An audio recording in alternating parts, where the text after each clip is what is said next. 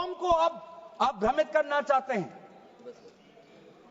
बार बार उस कौम को जिसने भारत की स्वतंत्रता की लड़ाई लड़ी है, उस कौम को जिसने 1857 में उन्होंने मंगल पांडे के साथ उन्होंने अपनी शहादत दी। अब उस कौम जो इन्होंने 2013 यूपीए गवर्नमेंट के संदर्भ में कहा, पूरा का पूरा मिसलीडिंग है, झूठ है, और हम डिमांड करते हैं कि वो ऑथेंटिकेट करें।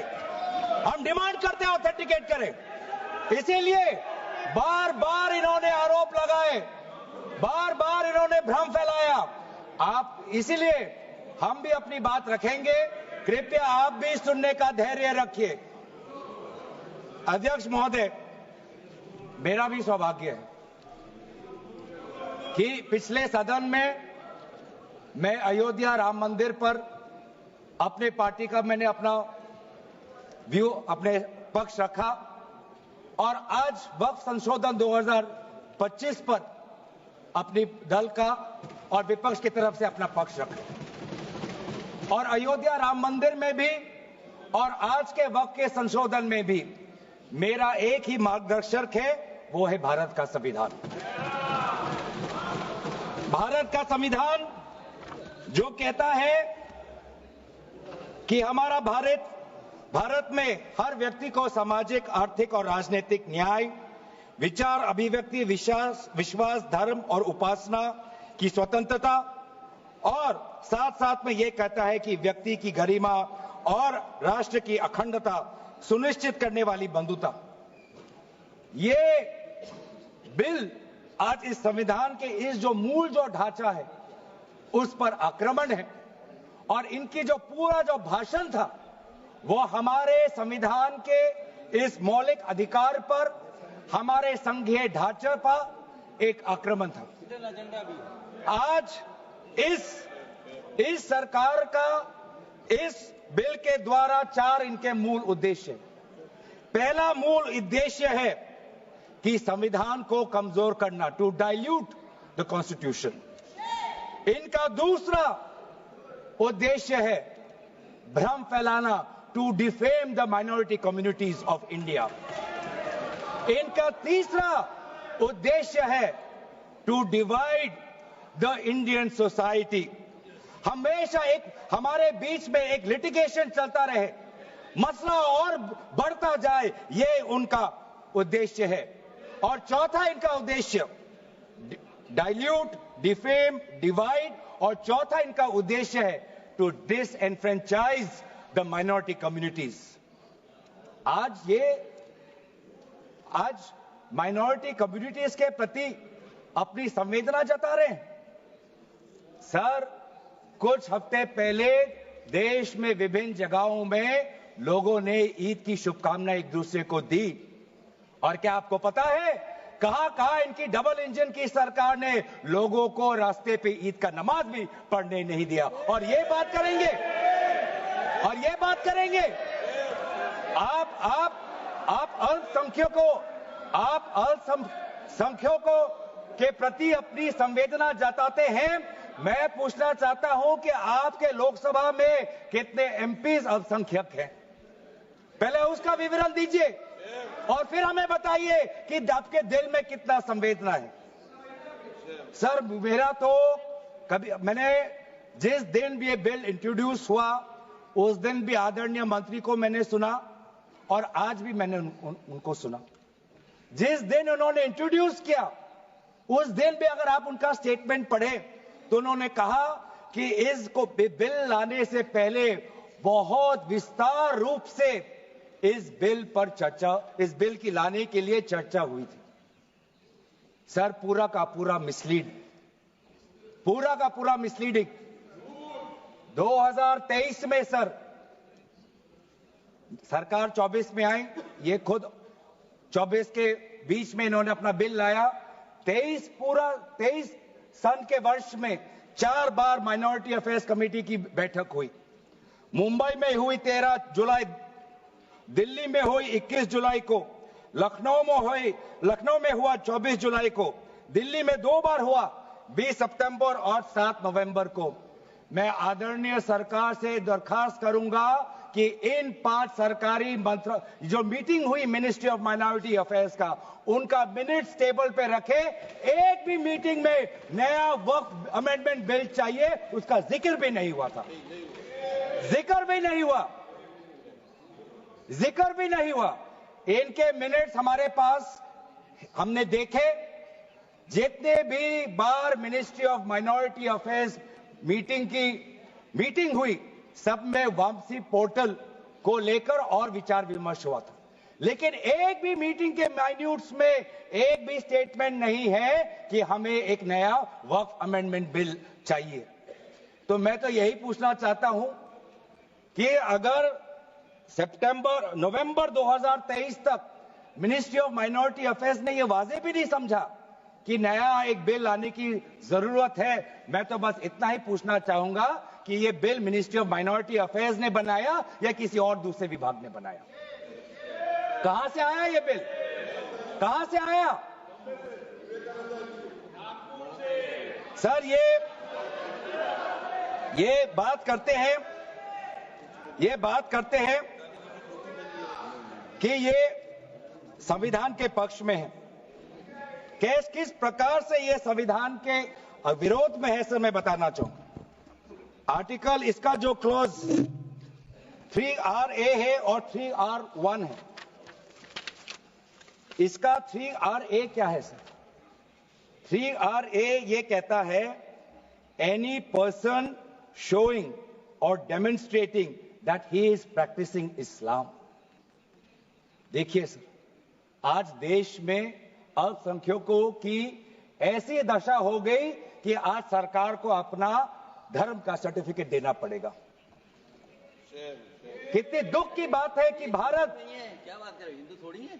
भारत एक सनातन धर्म का एक देश, 7000 पुराना, उससे भी पुराना ये देश, जिसमें हर धर्म और हर संस्कृति, हर परंपरा को हम सम्मान करते हैं। आज सरकार को ये हमें सर्टिफिकेट देना पड़ेगा कि हम किस धर्म को हम विश्वास रखते हैं। क्या ये दूसरे धर्मों से इस प्रकार का सर्टिफिकेट मांगेंगे कि आपका 5 साल हुआ या नहीं हुआ? ये सिर्फ इसी बिल में क्यों? ये संविधान के विरोध में नहीं है? ये आर्टिकल 26 के विरोध में नहीं है? सरकार क्यों धर्म के इस मामले में दखल अंदाजी कर रही है कि आप इस धर्म का आप विश्वास करते हो कि नहीं हो, उसका पहले मुझे सर्टिफिकेट दो? ये किस प्रकार का न्याय बना रहे हैं? ये किस प्रकार का कानून हम बना रहे हैं? 3R1 क्या कहता है सर?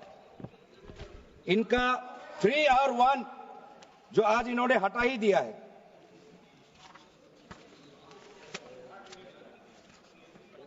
(3R1) कहता है a work by user, but such work shall not cease to be a work by reason only of the user having ceased, irrespective of the period of such session. ये इसके हटाने की क्या जरूरत थी sir? ये हमारा बार बार विभिन्न जजमेंट के द्वारा ये पूरा वर्क बाय यूजर और इसके बारे में विभिन्न जजमेंट आए सर। दिस एक जजमेंट पढ़ना चाहूंगा। M. Siddiq, Ram Janmabhoomi, Muslim law does not require an express declaration of a waqf in every case. The dedication resulting in a waqf may also be reasonably inferred from the facts and circumstances of a case or from the conduct of the waqif. तो ये बार बार ये सब विभिन्न judgement के द्वारा वक्फ और ये जो पूरी इनकी जो परंपरा है, विभिन्न जजमेंट ने ताकत दी, और आज यही विभिन्न क्लॉजेस के द्वारा जजमेंट्स को भी और हाईकोर्ट के ताकत को भी ये कमजोर कर रही है। सर पहले वक्फ क्या है ये भी हमें समझना चाहिए। Waqf means the permanent dedication by any person of any movable or immovable property for any purpose recognized by the Muslim law as pious, religious, charitable. Sir आज ये क्या कहना चाहते हैं कि वही व्यक्ति जो प्रैक्टिसिंग इस्लाम कर रहा है 5 साल के लिए वही आ सकता है, जो इनका 3RA है, और जो सेक्शन 104 था, आज इन्होंने सेक्शन 104 हटाने के पक्ष में कहा, लेकिन सेक्शन 104 यही कहता है कि कोई भी व्यक्ति वक्फ कर सकता है। तो यही तो हमारा सेक्युलर नेचर है कि कोई भी व्यक्ति अब वक्फ कर सकता है। अब ये जो अधिकार है एक व्यक्ति का, आप उस अधिकार को आप क्यों छीन रहे हो? सिर्फ ऑप्टिक्स सर, इनको बाहर दिखाना है कि हम ये बहुत बड़ा काम कर रहे हैं। क्या इन्होंने कहा कि क्लॉज 9C में ये कहते हैं कि 2 महिला को हम ये इंक्लूजन कर रहे हैं? ये पहले भी था सर। अगर आप 1995 एक्ट पढ़े तो ये पहले भी था, उसमें ये भी था कि 2 से ज्यादा सदस्य महिला हो सकती थी। इन्होंने तो 2 पे ही कैप कर दिया। ये पहले से ही था, ये सिर्फ दिखावा।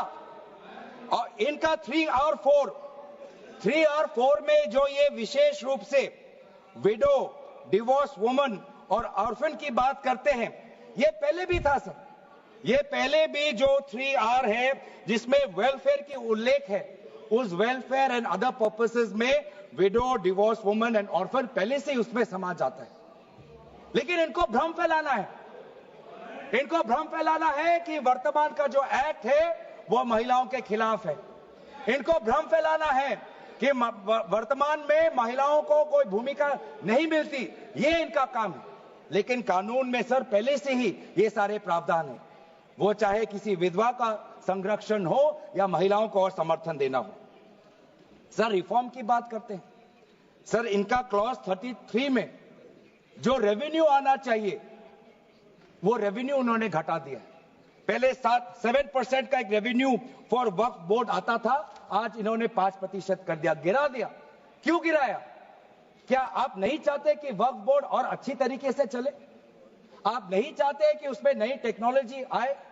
अगर कहीं खामियां हुई भी है, माना कि कोई भी कानून इस देश का, कोई भी कानून परफेक्ट नहीं है, कोई भी कानून परफेक्ट नहीं है, माना कहीं कहीं प्रदेशों में खामियां हैं, वो चाहे केरल में हो, आंध्रा में हो, कर्नाटक में हो, पंजाब में हो, दिल्ली में हो।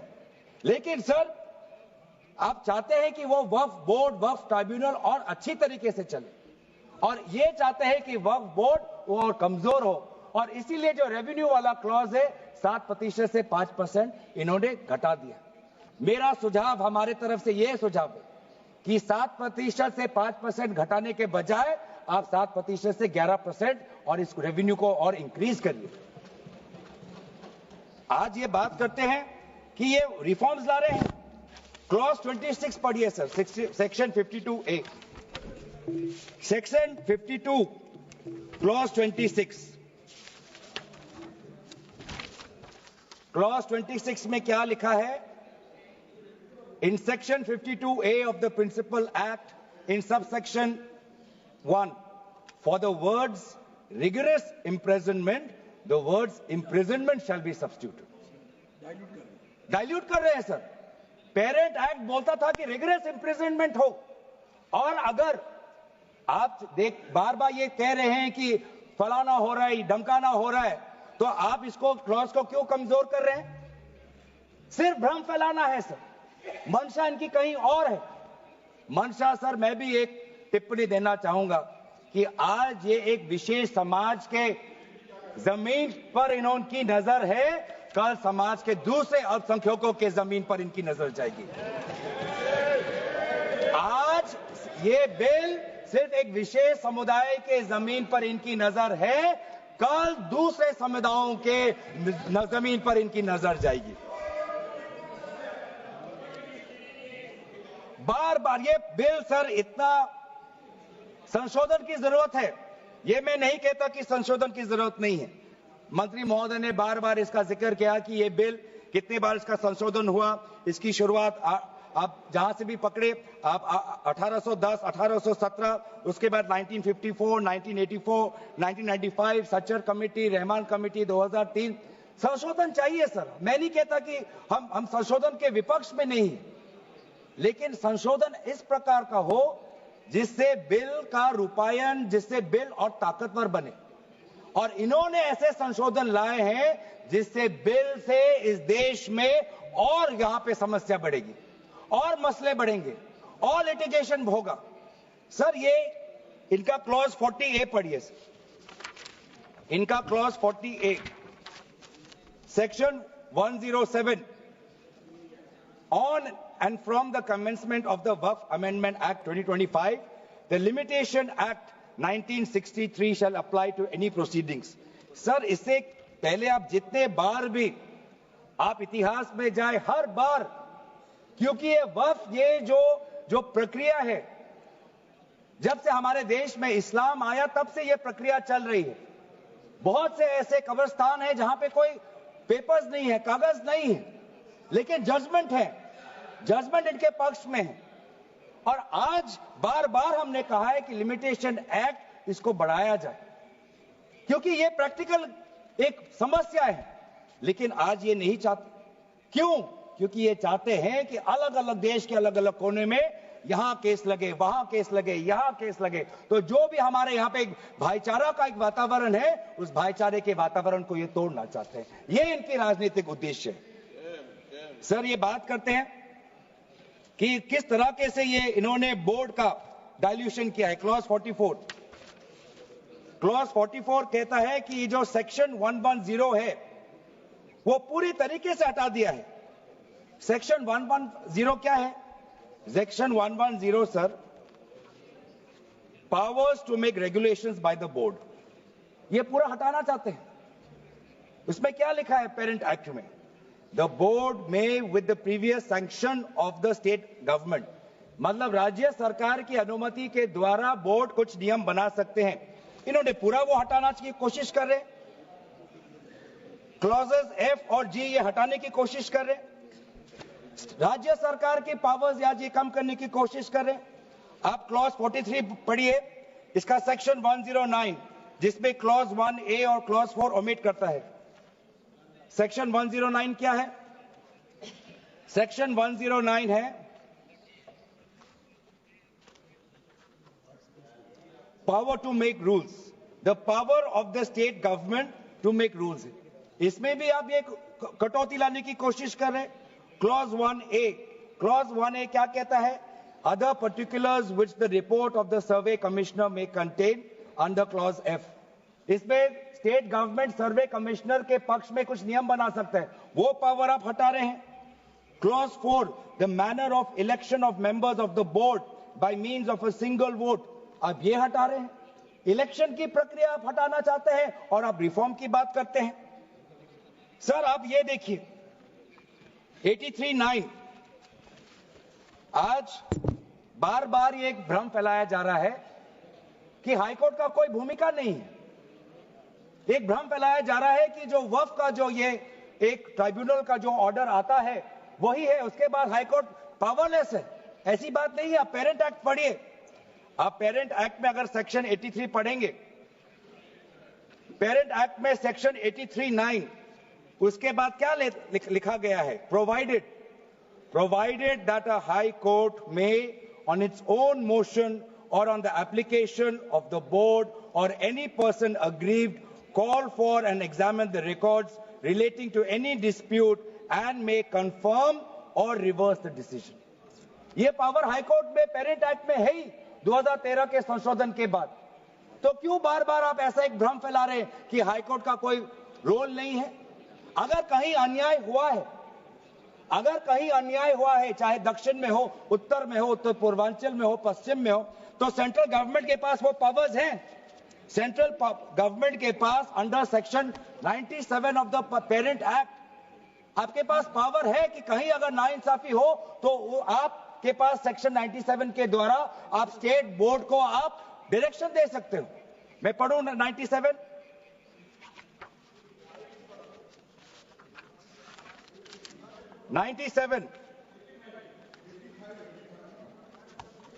directions 96 for the power of the central government to regulate secular activities of OCF, powers 97, directions by state government subject to any directions issued by the central government under section 96, the state government from time to time give to the board such general or specific directions as the state government thinks fit। मैं जानना चाहूंगा, आपके बहुत जगह आपकी double engine की सरकार है, बहुत जगह आपकी डबल इंजन की सरकार है, कहीं कहीं आपकी सहयोगी दल की भी सरकार है। आपने पिछले 10 साल में कितने बार इस सेक्शन 97 का आपने इसका इस्तेमाल किया? कहीं भी आप अगर नाइंसाफी हुआ तो कितने बार आपने सेक्शन 97 का आपने इस्तेमाल किया? उसका बोलिए, फिर जाके बोलिए कि ये जो पेरेंट एक्ट है ये कमजोर एक्ट है। पूरी ताकत दी हुई है। अगर कहीं गलती हुई है, कहीं सुधारना है, हमारी संवेदना है, वो चाहे केरला में मवम की बात हो, संवेदना है हमारी, पर आपके पास भी वो ताकत है। आपने कितने बार इस ताकत को आजमाया? सर, आज आप देखिए कितनी दुख की बात है। सेक्शन 64 क्लॉज 29 64 ये एक्ट सर क्या लिखा है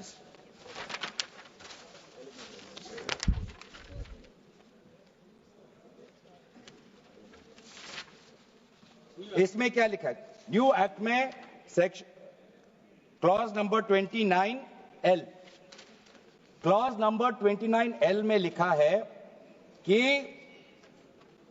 अगर is a member of any association which has been declared unlawful under the Unlawful Activities Prevention Act 1967, यूआपा आपने लाए, ठीक है। आप कहीं रिगरस प्रेजेंटमेंट को उसको सिंप्लीफाई करके प्रेजेंटमेंट लाना चाहते हैं और कहीं आप यूआपा का संशोधन लाना चाहते हैं, आपका हक है।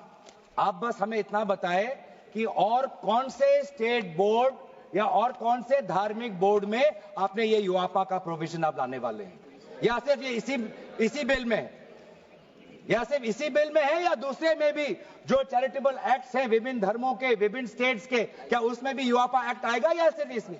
क्या संदेश देना चाहते हैं? किस कौम को अब आप भ्रमित करना चाहते हैं?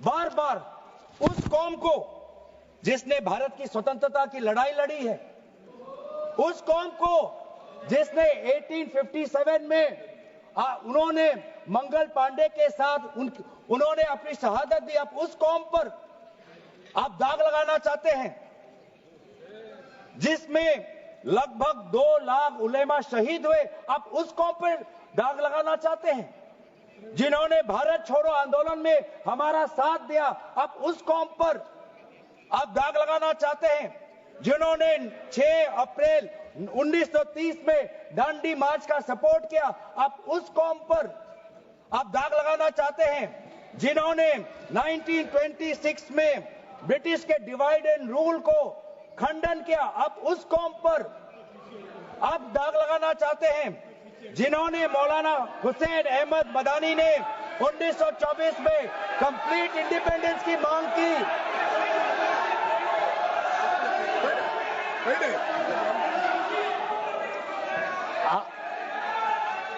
जब आप लोग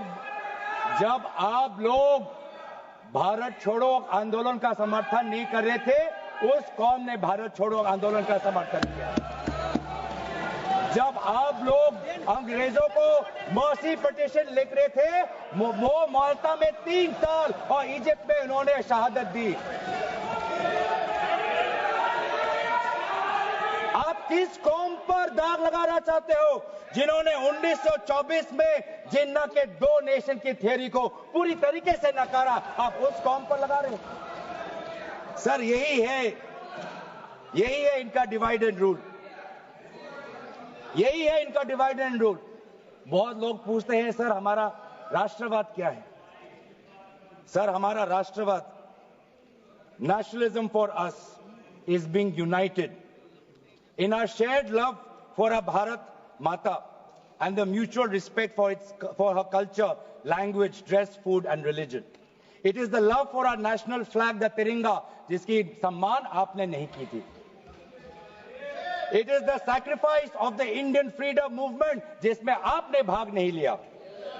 It is our thirst for knowledge to seek excellence with limited resources, to be creative, to have the courage, to acknowledge the injustice of the past and have the wisdom to build new bridges. ये है हमारा राष्ट्रवाद, और ये राष्ट्रवाद आज हमारे संविधान में उल्लेखित है. तो सर बार बार ये सरकार कहती है ये माइनॉरिटीज के पक्ष में है, लेकिन जब अमेरिका से माइनॉरिटी कमीशन का रिपोर्ट आता है कि माइनॉरिटीज के साथ नाइंसाफी होती है तो इनको दुख होता है. जब यूएस का रिलीजियस कमीशन का रिपोर्ट आता है तब इनको दुख होता है. सर बार बार ये जो ऑप्टिक्स की बात कर रहे हैं ये क्लॉज 42 सेक्शन 108A इन्होंने डिलीट कर दिया है। ये कहते हैं कि कैसे ओवरराइडिंग प्रिंसिपल कैसे आ सकता है। मंत्री महोदय को ओवरराइडिंग प्रिंसिपल से आपत्ति है। पहले सबके लिए सेक्शन 108 क्या है पढ़ लेते हैं। आपके लिए भी है, हम तो जेपीसी में थे।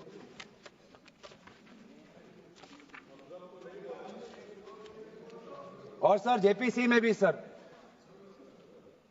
दुख की बात करनी पड़ेगी सर कि जेपीसी में ये कहते हैं कि सबका इन्होंने राय सुना, लेकिन आपको भी पता है विपक्ष के द्वारा एक भी संशोधन को इन्होंने स्वीकार नहीं किया। ये किस प्रकार का, हमने भी बहुत से जेपीसी देखे हैं सर, ऐसा जेपीसी नहीं देखा जहां पर क्लॉज बाय क्लॉज डिस्कशन भी नहीं हुआ सर, पूरी तरीके से वोटिंग हो गई। एक मिनट माननीय सदस्य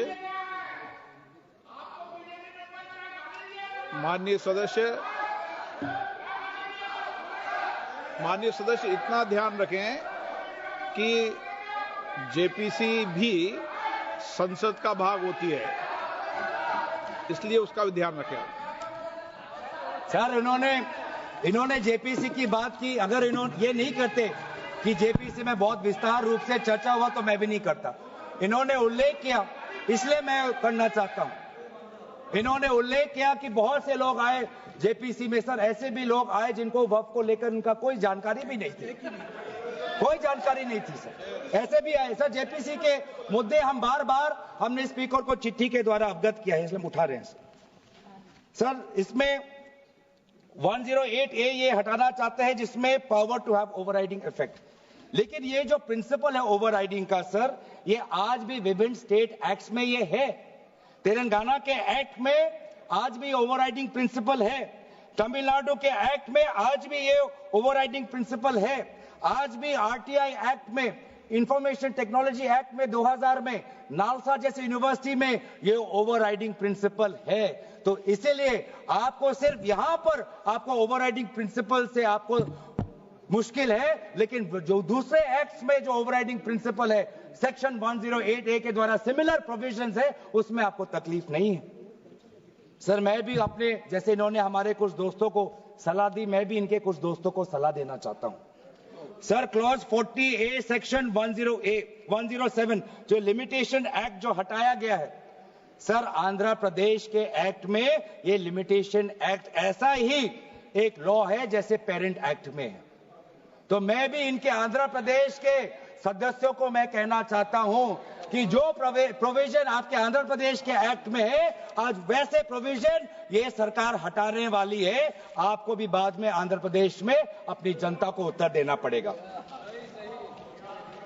तेलंगाना और तमिलनाडु में हमने बात रखी है सर, तो मैं बार बार मैं कहना चाहूंगा सर, हमें संशोधन से कोई हमें परे नहीं है, लेकिन संशोधन ऐसा हो जो हमें मदद करे। आज डिजिटाइजेशन की बात करते हैं, आज से 15 वर्ष पहले वामिस एक डिजिटल पोर्टल हमने खोल दिया है। अब ये देखिए सर सरकार की कैसी ये इनकी काम है। डिजिटाइजेशन फिलहाल अभी चल रहा है, डिजिटाइजेशन हो रहा है, पर माना कि डिजिटाइजेशन वामिस में कुछ खामियां हैं, उसको वामसी में, तो आप उसको ठीक करिए। आप 10 साल से क्या कर रहे थे? आप 10 साल से आप हमसे क्यों ठीक नहीं कर पा रहे? आप वो काम तो नहीं कर पा रहे, अब आप एक दूसरा नियम बना रहे हैं कि दोबारा आप एक नए पोर्टल पे अपने रिकॉर्ड्स आप अपलोड करिए। सर कितने बार हम इस सरकार को अपना कागज दिखाएं? वामसी का अगर इनका काम अधूरा है तो उसको ये काम संपूर्ण करे। अब लेकिन नहीं, इनका काम उद्देश्य यही है कि देश में मसला और बढ़े, और इसलिए आज इस बिल के विरोध में है। ये बिल हमारे देश की अखंडता, ये बिल हमारे संवैधानिक मूल्य, ये देश हमारे अल्पसंख्यकों की सम्मान, ये देश हमारे अमन शांति और सदन और जेपीसी में जिस प्रकार से विचार होना चाहिए था उस सब के विरोध में है। और इसलिए आज पूरा इंडिया अलायंस आज इस बिल के विपक्ष में खड़ा हुआ है। और यही बात कहते हुए मैं अपनी वाणी को समाप्त देता हूं। धन्यवाद।